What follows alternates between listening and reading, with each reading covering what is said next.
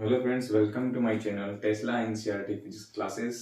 तो आज हम पढ़ने वाले हैं क्लास 12 के चैप्टर 1 पार्ट नंबर 2। तो जैसे कि आपने पार्ट नंबर 1 में पढ़ा है, अभी तक हम पढ़ चुके हैं कूलॉम का नियम, जिसका एक फॉर्मूला हमने लास्ट में बताया था, F इक्वल टू के Q1 Q2 upon R square, जहाँ Q था आपका Q1 Q2 था दो बिंदु आवेश, और K जो था वो था एक कांस्टेंट जिसकी वैल्यू थी 9 × 10⁹ न्यूटन मीटर स्क्वायर पर कूलॉम स्क्वायर, और R थे दो बिंदु आवेशों के मध्य की दूरी।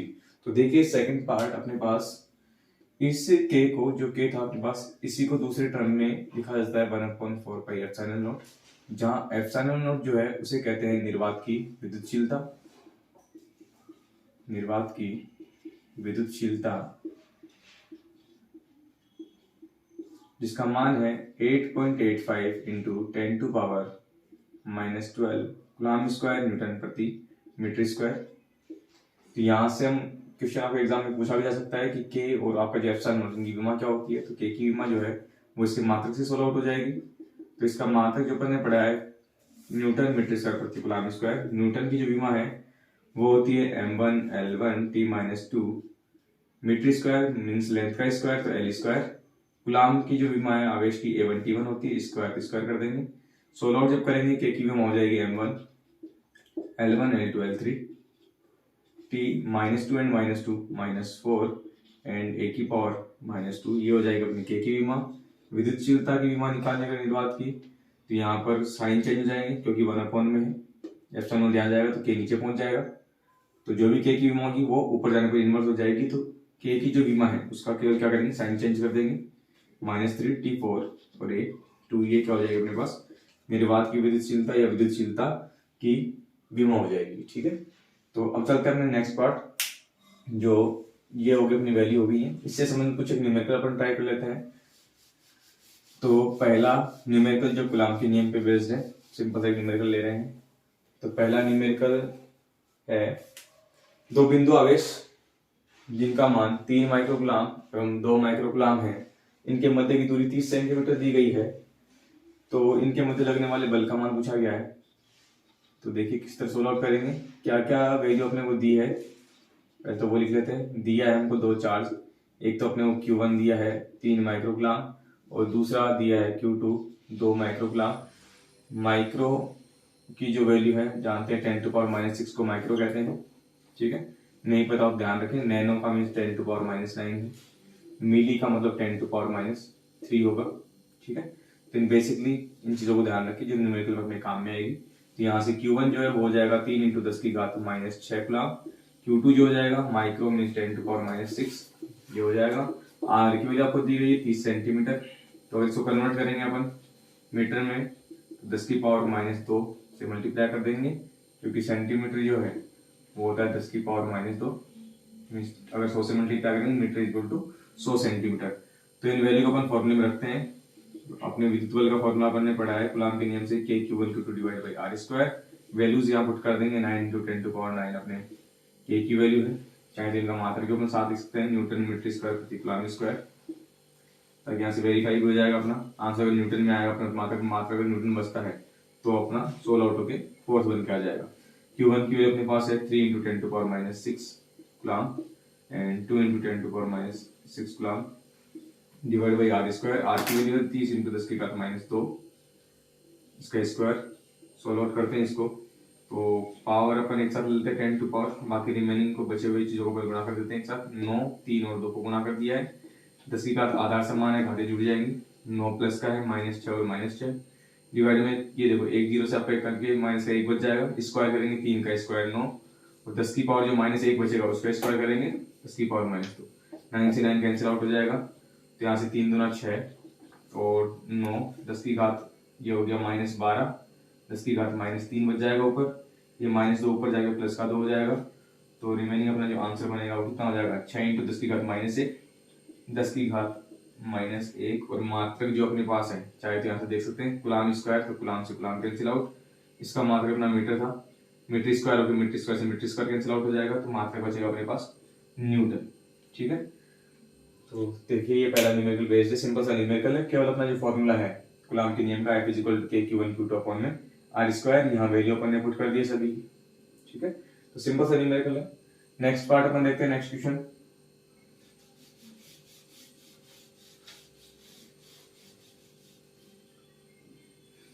तो नेक्स्ट क्वेश्चन जो है इसमें है अपने पास, अगर दो बिंदु आवेश है जिनका परिमाण समान दिया गया है, अगर इनके मध्य प्रारंभिक अवस्था में लगने वाले बल का मान 16 न्यूटन है, और अगर इनके मध्य की जो दूरी है उसको घटाकर आधा कर दिया जाए और आवेश जो है उनका परिमाण बढ़ाकर 2 गुना कर दिया जाए, तो नए बल का परिमाण कितना होगा।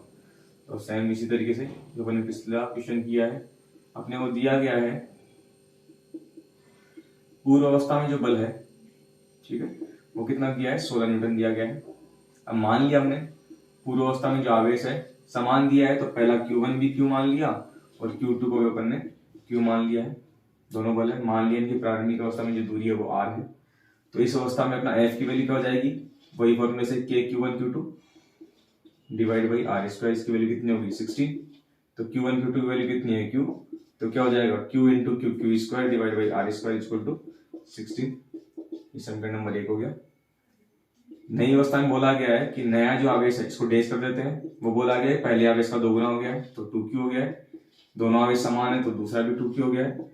दूरी बोली है नहीं, जो है वो घटा कर क्या कर दी गई है, आधी कर दी गई है, तो R/2 हो गई है।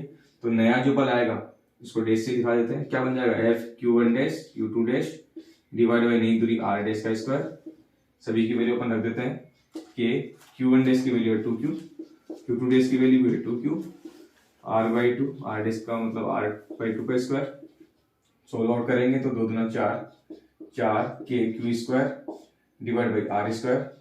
4 होगा जो ऊपर जाके मल्टीप्लाई हो जाएगा, तो ये बन जाएगा अपने पास F dash equal to 16KQ square divide by R square. समीकरण नंबर से इसकी वैल्यू जो है वो कितनी है 16।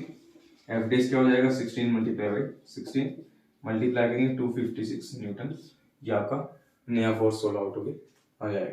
ठीक है, तो इस तरह से आपसे क्वेश्चन पूछा जा सकता है। नेक्स्ट टॉपिक जो है वो है प्रावेदितांक।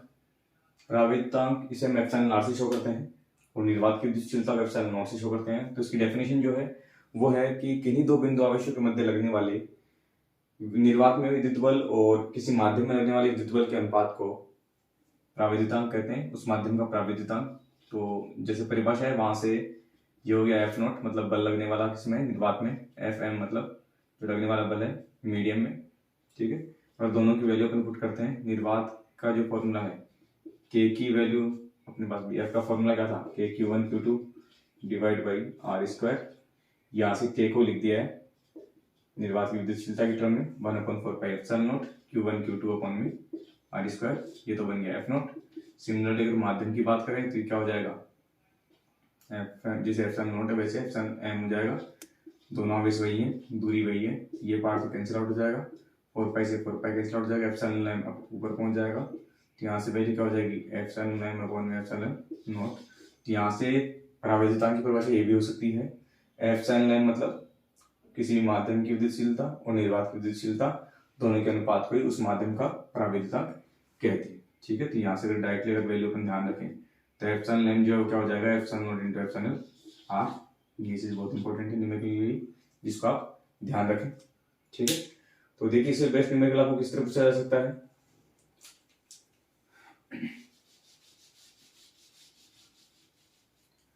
तो एक क्वेश्चन लेते हैं। तो देखिए जैसे कि दिया गया है अपने पास कि दो बिंदु आवेश है जिनके मध्य निर्वात में लगने वाला जो बल है वो 15 न्यूटन है। अगर इन्हें किसी 3 प्रावेदितांक के माध्यम में रख दिया जाए तो इनके मध्य लगने वाला नया बल कितना हो जाएगा। तो यहाँ से डायरेक्टली किस तरह सोल्व करेंगे, देखिए दिया गया अपने को, क्या दिया अपने को, जो प्रारंभिक अवस्था में लगने वाला जो बल है, निर्वात में लगने वाला जो बल है वो कितना है अपने पास 15 न्यूटन है, और प्रावेदितांक जो है माध्यम का 3 दिया गया है, और पूछा आपसे माध्यम उनके मध्य लगने वाला बल कितना हो जाएगा। तो अपना फॉर्मूला था directly epsilon r is equal to F0 divide by FM। तो FM इज इक्वल टू क्या हो जाएगा F0 15 divide by 3, epsilon r की वैल्यू 3 हो जाएगी। सोल्व करेंगे तो 5 न्यूटन वहां से फोर्स निकल के आ जाएगा। ठीक है, इस तरह आपको न्यूमेरिकल वहां पर पूछे जा सकते हैं। तो ये अपना प्रावेदितांक का पार्ट पूरा हो गया है। तो नेक्स्ट पार्ट में चलते हैं। नेक्स्ट पार्ट है नई हेडिंग अपनी, कूलाम का नियम अपन ने अधिक रूप में पढ़ लिया है, फॉर्मूला पढ़ लिया डायरेक्टली, इसको बेस न्यूमेरिकल भी अपने कर लिए हैं, प्रावृत्तांक पढ़ लिया, प्रावृत्तांक का न्यूमेरिकल कर लिया है। तो नेक्स्ट पार्ट है अपना कूलाम के नियम का सदिश निरूपण। तो जैसे कि डायग्राम में दिखाया गया है, फोर्स दिए गए, इसके लिए अपने दो बिंदु आवेश लिए हैं Q1 और Q2। तो हम दो बिंदु आवेश Q1 और Q2 की कल्पना करते हैं, जो कि परस्पर आपको उनका निर्देशांक दिया गया है बिंदुओं के सापेक्ष R1 और R2। तो यहाँ पे दो तरह के फोर्स है, F12 एंड F21। इसका मतलब क्या है, इस पर इस आवेश के कारण, आवेश 1 पर आवेश 2 के कारण लगने वाला बल। सिमिलरली यहाँ क्या है, आवेश 2 पर आवेश 1 के कारण लगने वाला बल। तो देखिए सोल्व आउट करने के लिए एक थोड़ा बेसिक सा एक कंसेप्ट ध्यान होना चाहिए। आपका आर ए बी जो है, स्थिति सदिश ए का बी के सापेक्ष स्थिति सदिश जो है वो किस तरह दिया जाएगा, R A minus R B. ठीक है, तो सिमिलरली यहाँ से एक आपका जो पहला आवेश है, पहले आवेश का दूसरे सापेक्ष आपका दूसरा आवेश है उसके सापेक्ष स्थिति सदिश किस प्रकार दिया जाएगा, R1 vector minus R2 vector. Similarly R21 vector इस प्रकार दिया जाएगा, R2 vector minus R1 vector. ठीक है, तो फिर यहाँ से अगर अपन माइनस कॉमन ले लें तो क्या बन जाएगा, R1 vector minus R2 vector. ये चीज यही है, तो यहाँ पर इसको क्या रखते हैं, R12 यहाँ पुट कर दें तो R21 वेक्टर क्या हो जाएगा, माइनस का R12 वेक्टर। ठीक है, ये पार्ट हो जाएगा। तो यहाँ से इस मेथड को अपने ध्यान रखना है कूलाम के सदिश निरूपण के लिए। लैंग्वेज से जो अपन कर रहे हैं डायग्राम बना वही हो जाएगी कि दो बिंदु आवेश Q1 Q2 की कल्पना करते हैं, परस्पर आपके उनकी मूल बिंदु की सापेक्ष स्थिति जो है वो आपका R1 वेक्टर R2 वेक्टर है। और यहाँ से फिर एक लैंग्वेज अपन लिखेंगे, आवेश 1 पर 2 के कारण लगने वाला बल, 2 के कारण बल या विद्युत बल क्या हो जाएगा, पहले पर दूसरे के कारण लगने वाला बल। वेक्टर फॉर्म में लिख रहे हैं, क्यों सदिश रूप पढ़ रहे हैं, तो K Q1 Q2 divide by, अब 1 से 2 की दूरी 1 2 लेंगे तो यहाँ 1 2 लिखेंगे, 1 2 मोड करें इनका, केवल दूरी इसका स्क्वायर, और दिशा है वेक्टर फॉर्म में तो ये हो गया परिमाण, परिमाण के साथ में चाहिए दिशा, तो 1 2 वेक्टर। ठीक है, सिमिलरली आवेश 2 पर आवेश 1 के कारण लगने वाला बल, F21 वेक्टर क्या हो जाएगा, K Q1 Q2 आवेश वही है, 2 1 लिया तो 2 1 वेक्टर का स्क्वायर, ये मोड है, और R21 कैप हो जाएगा ये। तो R21 कैप जो है अपने पास, इसकी वैल्यू अपन यहाँ से क्या लिख देंगे, समीकरण नंबर नाम लिख देते इसको, समीकरण नंबर 1 से ये क्या हो जाएगा अपने पास 2 1, तो अपन यहाँ लिख सकते हैं R21 vector is equal to K Q1 Q2 और 2 1 और 1 2, क्योंकि आपकी जो दूरी है वो दोनों बराबर ही है, तो यहाँ से इसको अपन कर देंगे R12 का स्क्वायर, फिर ये R12 माइनस है, माइनस आगे आ गया, यहाँ से क्या बन जाएगा F21 is equal to minus, और ये पूरी जो टर्म है, ये जो पूरी टर्म है वो क्या है आपका F12 वेक्टर, तो माइनस F12 वेक्टर। ठीक है, तो यहाँ से ये किसको दिखा रहा है, न्यूटन की गति का तीसरा नियम, कि ये दोनों परिमाण समान, माइनस क्या दिखा रहा है, दिशा विपरीत। देख भी रहा है डायग्राम में, दोनों की दिशाएं क्या है, विपरीत लगने वाली फोर्स की, चाहे आपका दोनों समान प्रकृति के चाहे अलग अलग प्रकृति के हो। तो यहाँ से लैंग्वेज क्या बन जाएगी, दो बिंदु आवेशों के मध्य लगने वाला बल परिमाण में समान लेकिन दिशा में विपरीत होता है, जो कि न्यूटन की गति के तीसरे नियम को दर्शाता है। ठीक है, अब यहाँ पर डायग्राम में एक चीज और दी गई है, Q1 Q2 ग्रेटर देन 0 और Q1 Q2 लेस देन 0। ठीक है, तो अगर Q1 Q2 आपका Q1 और Q2 ग्रेटर देन 0 मतलब क्या है, दो चीजों का मल्टीप्लाई अगर 0 से बड़ा है, तो 0 से बड़ा कब होता है, दो चीजों का मल्टीप्लाई अगर या तो दोनों पॉजिटिव है, पॉजिटिव इंटू पॉजिटिव क्या आएगा पॉजिटिव, पॉजिटिव चीज क्या होती है 0 से बड़ी, या दोनों नेगेटिव हो तो नेगेटिव इंटू नेगेटिव भी क्या होता है पॉजिटिव। तो इसका मतलब क्या है, अगर दो आवेशों का गुणा अगर 0 से बड़ा है तो दोनों क्या अंश प्रकृति होंगी, समान प्रकृति के आवेश होंगे, और समान प्रकृति के होंगे, उनके मध्य लगने वाला बल कैसा होगा, प्रतिकर्षण प्रकृति का। एग्जाम में बड़े एग्जाम में पूछा हुआ क्वेश्चन इस तरह का कि Q1 Q2 जो है अगर ग्रेटर देन 0 होता है तो आवेशों के मध्य लगने वाली बल की प्रकृति कैसे होगी, तो वहां प्रकृति कैसे बताएंगे, प्रतिकर्षण की होगी। कारण पूछा जाता है तो आप एग्जांपल ले सकते हो कि दो अगर आवेश हैं, अगर आपके धनात्मक प्रकृति के होंगे तो उनका गुणा कैसा आएगा, धनात्मक आएगा, अगर नेगेटिव होंगे तब भी उनका गुणा कैसा आएगा, धनात्मक।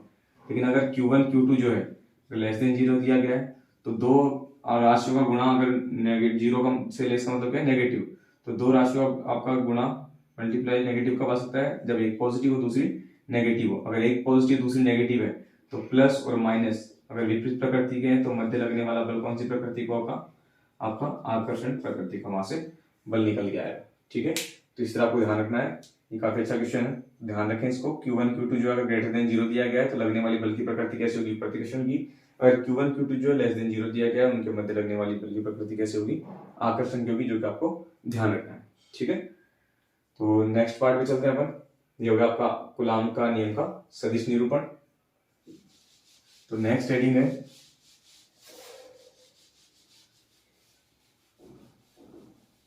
बहुल आवेशों के मध्य अध्यारोपण का सिद्धांत। तो बहुल आवेश जैसे नाम कर रहा है, बहुत से आवेशों के मध्य लगने वाला अध्यारोपण का सिद्धांत। तो जैसे कि डायग्राम में दिखा गया है कि एक ही आवेश में बहुत सारे बल कार्य कर रहे हैं। तो सिंपल से एक लैंग्वेज ध्यान रखनी है अपने को। ठीक है, कि कूलाम के आपका जो ये बहुल आवेशों का अध्यारोपण सिद्धांत है, इसके अनुसार क्या है, किसी भी आवेश पर, मान लो बहुत से आवेश दिए गए, मैंने आपको ये आवेश Q0 ले लिया है, इसका आवेश Q0 से R1 दूरी पर एक आवेश Q1 है, R2 दूरी पर कोई दूसरा आवेश Q2 लिया गया है, अन्य कोई आवेश Q3 है, ये इनकी दूरी R1 R2 and R3 respectively. तो इसके कारण लगने वाला जिस पर बल है, ये अगर पहले F1 लग रहा था तो चाहे यहाँ पर कितने भी आवेश आ जाए, ये अगर F1 लगाते हैं हमेशा F1 ही लगाएगा।